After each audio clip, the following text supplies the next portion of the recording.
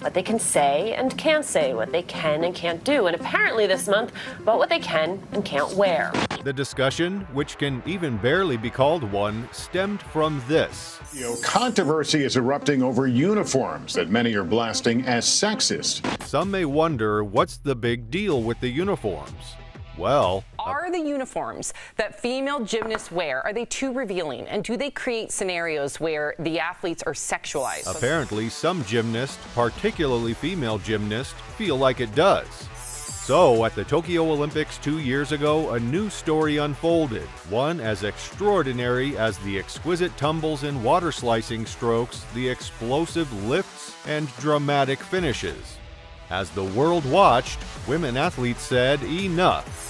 For one, Simone Biles, the most decorated gymnast in the world and a survivor of sexual abuse by former USA Gymnastics team doctor Larry Nassar, prioritized her well-being over an audience hungry for her performance, withdrawing from the team final and the individual all-around competition because she had to do what's right for me and focus on my mental health. Then, the German gymnast controversially traded high-cut leotards for full-body unitards, a repudiation of the persistent mandate, explicit and implied, that their appearance matters as much as, or more than, their comfort or talent. As you can imagine, this caused a lot of chaos and buzz in the community, although it was not the first time the said athletes came to the competition in their new attire. Weeks before the Olympics, German artistic gymnast Sarah Voss did not break any rules, but she did show up in a full-body suit at the European Artistic Gymnastics Championships, which defied convention. Until that point, women and girls have only covered their legs in international competition for religious reasons. Voss, for her part, said she was proud of her decision and she was supported by her country's gymnastics federation. Two teammates then did the same soon after, wearing full body suits during the women's all-around final. The German Federation DTB said its gymnasts performing in the Swiss city of Basel were taking a stand against sexualization in gymnastics, adding that the issue had become all the more important to prevent sexual abuse. We hope gymnasts uncomfortable in the usual outfits will feel emboldened to follow our example, said Voss. Kim Bui, a now retired German artistic gymnast, had initially performed in a controversial leotard a few days prior, but said they had wanted to set an example as a team. Elizabeth Seitz, too, said that it was one less thing to worry about, as there was no risk of revealing anything by accident. But before we continue, let's define what can be constituted as sexualization. Sexualization is frequently linked to the objectification of women and less commonly men.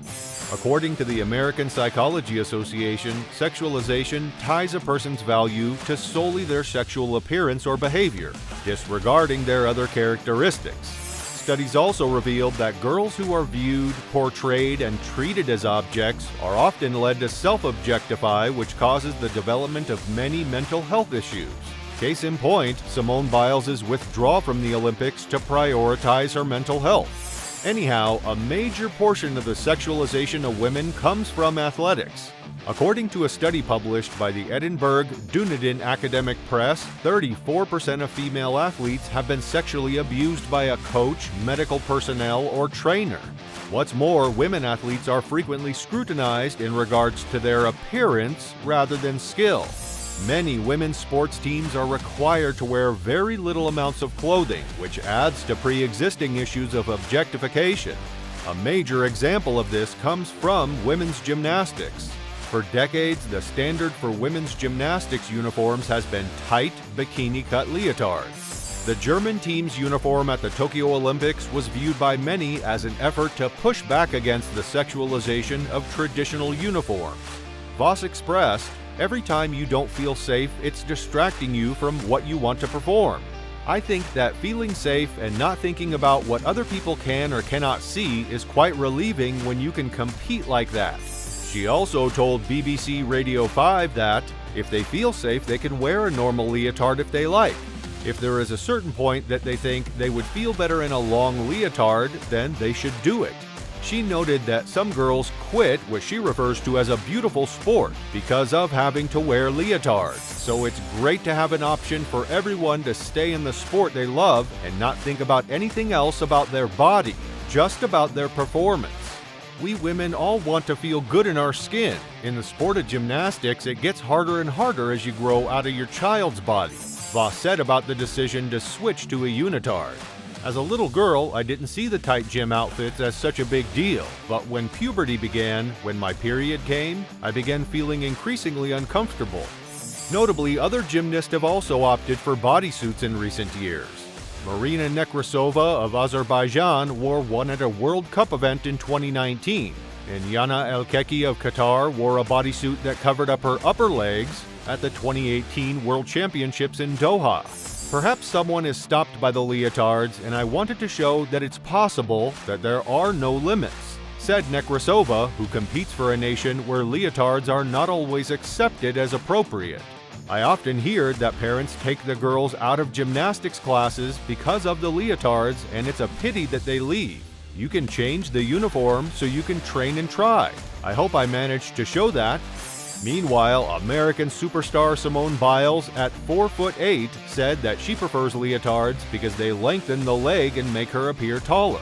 But that doesn't mean she's against what other girls prefer. But I stand with their decision to wear whatever they please and whatever makes them feel comfortable, she said. So if anyone out there wants to wear a unitard or leotard, it's totally up to you. American gymnast Sunisa Lee, who competes alongside Biles, agrees. It's a really good idea. I think those are really cool. I like it a lot because people should be able to wear what they feel comfortable in, and it shouldn't be a leotard if you don't want to wear it. Perhaps that's what's most important, having the chance to freely choose what one is most comfortable with. After all, that was the reason why the German team took a stance in 2021. According to an expert, I don't believe that a person who is a victim of sexualization is responsible for desexualizing themselves. It makes sense, right? On that note, it is vital that they're offering this now is going to be very helpful to athletes who are just trying to exercise their athleticism. This sentiment is echoed by more people.